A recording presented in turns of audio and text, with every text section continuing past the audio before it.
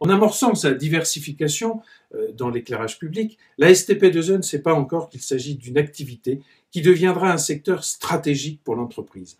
Alors, quelle est la recette de cette diversification, de cette stratégie de diversification qui est un pari gagnant pour la STP2E? À mon sens, il y a 3 éléments qui sont essentiels.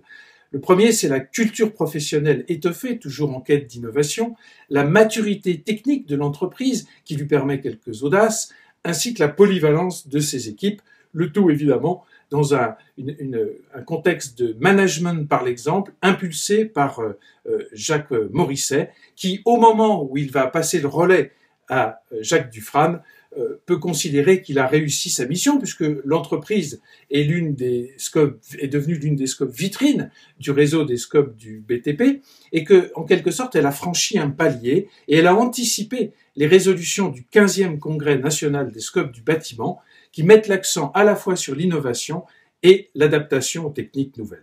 Sa capacité d'adaptation, la STP2E va en fournir une démonstration éclatante. Elle doit relever sur un chantier, sur l'électrification d'un échangeur routier, un défi absolument colossal. Il s'agit de la fixation de 6 mâts, de poteaux en béton de 33 mètres, chacun d'entre eux étant couronné d'une trentaine de projecteurs de 400 watts. Le chantier est si complexe que l'entreprise devra faire appel à un ingénieur conseil pour étudier le ferraillage des massifs. Il faut retenir de tout cela qu'en fait l'expérience engrangée et le savoir-faire accumulé sur des chantiers complexes va donner une grande confiance aux équipes de la STP2E et vont lui permettre de grandir. De telle sorte que lorsqu'elle va faire équipe avec la Scope Équipe sur un lot d'éclairage public de la ville de Paris, l'entreprise, une fois de plus, réussira cette mission. Et là, c'est une mission de prestige, puisqu'il s'agit d'éclairer la place Vendôme, mais aussi les ponts Notre-Dame et le pont au Change, sous le contrôle pointilleux de l'architecte des monuments historiques. Mais la STP2E, c'est aussi une grande capacité d'adaptation à son environnement. À l'époque, la TMB est titulaire des marchés pour 2 compagnies pétrolières, Elf et Total. Et elle sous-traite les activités électriques à la STP2E. Sauf que la TMB va déposer son bilan. Et la STP2E, pour poursuivre son activité avec Elf et Total, va donc racheter cette entreprise et ainsi montrer sa capacité à être en réactivité avec son environnement. C'est dire qu'au milieu des années 90, la STP2E est une entreprise prospère. 260 personnes, 80% de sociétaires, rien ne laisse présager que l'entreprise va être happée par une spirale négative. Lors de l'Assemblée générale de juin 1994, le compte de résultat est positif, l'entreprise admet 24 nouveaux sociétaires et Jacques Dufrane peut annoncer tranquillement qu'il effectue son dernier mandat et présente à sa succession Jean-Marie Quererno. Très rapidement, les résultats vont se dégrader et les pertes lors de l'exercice 96 vont être abyssales juste au moment où Jean-Marie Quererno devient directeur général de l'entreprise en janvier 1997. C'est un copilotage entre Dufrane et Quererno qui va être mis en place pour sortir de la crise. Plusieurs décisions stratégiques vont être prises.